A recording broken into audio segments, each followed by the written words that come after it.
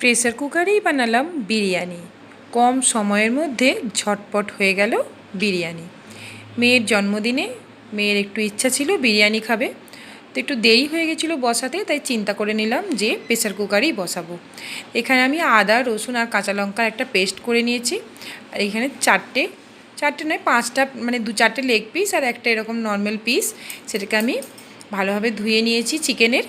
এরপর লবণ দিয়ে দিলাম, হলুদ দিয়ে দিলাম, জিরে আর একটু লঙ্কার গুঁড়ো আর ধনে গুঁড়ো দিয়ে বড় টেবিল চামচের 1 চামচ দই দিয়ে এটাকে ম্যারিনেট করব। এর মধ্যে দিয়ে দিলাম 1 ছিপি করে কেওড়া জল, গোলাপ জল আর 2 ফোঁটা মিঠা আতর। ভালোভাবে মাখিয়ে নিয়ে বেশ হাতে করে চকুটে মাখতে হবে, যাতে ওই মশলাটা ওর ভেতরে ঢুকে যায়।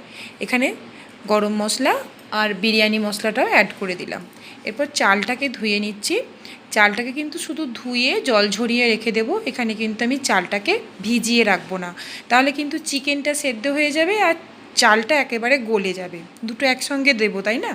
তো এখানে আমি দুধের মধ্যে 3টে কেশর ছিল, অল্পই ছিল, আর একটু ঘি দিয়ে একটা সাইডে রেডি করে রাখলাম। এরপর প্রেসার কুকার বসিয়ে দিয়েছি। এর মধ্যে সাদা তেল আর একটু ঘি দুটো মিশিয়ে একটু গরম করে নিয়ে আলুগুলোকে ভেজে নিচ্ছি। এখানে আমি ডিম অ্যাড করতে চেয়েছিলাম, কিন্তু ডিমগুলো সেদ্ধ করার সময় একটু খারাপ হয়ে গেছিলো, তাই আর দিইনি। এবার সেই চাল, মানে জল ঝরানো যে চালটা ছিল, সেটার মধ্যেও একটু বিরিয়ানি মশলা, গরম মশলা আর ঘি দিয়ে নুন দিয়ে মাখিয়ে রাখলাম। এরপর প্রেসার কুকারের মধ্যে একটু বেরেস্তা করে নিলাম। আর এখানে আছে গোটা গরম মশলা, বাড়িতে যা থাকবে, ওই শাহি জিরে যদি থাকে দেবেন, না হলে নর্মাল জিরে, তেজপাতা এই সমস্ত দিয়েই কিন্তু বানানো হয়ে যাবে। গোটা গরম মশলা যা থাকবে। তো এর মধ্যে পেঁয়াজটা দিয়ে ভেজে নিলাম, তারপরে আধখানা টমেটোও দিয়ে দিয়েছিলাম। এরপর মশলাটাকে ভালো করে কষিয়ে নিয়ে ম্যারিনেট করা চিকেনটাকে দিয়ে ঢাকনা চাপা দিয়ে 10 থেকে 15 মিনিট কষিয়ে নিলাম।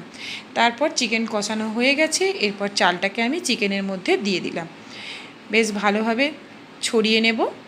এরপর এর মধ্যে আলুগুলোকে, মানে ভেজে রাখা যে আলুগুলো ছিল সেগুলো বসিয়ে দিয়ে বেরেস্তাটাকেও ছড়িয়ে দিলাম। এরপর ধনে পাতা, তো এখানে একটু পুদিনা পাতাকে মিক্স করছিলাম, ছাদে ছিল, সন্ধে হয়ে গিয়েছিল আর তুলে আনা হয়নি। তো এখানের মধ্যে আমি কেওড়া জল, গোলাপ জল আরও 1 চামচ করে দিয়ে দিয়েছি। কিন্তু এই দুধটা আমি এখানে ঢালবো না, তাহলে কিন্তু জলের পরিমাপটা বুঝতে পারবো না। তো জলের পরিমাপটা বোঝার জন্য আমি যেই পাত্রে চাল নিয়েছিলাম সেই পাত্রে মাপ করেই জল আর দুধ সব একসাথেই দিলাম, কারণ এই একটু দুধও কিন্তু ওই চালটার মধ্যে জল বেশি হয়ে গেলে চালটা ঠিকঠাক ঝরঝরে হবে না।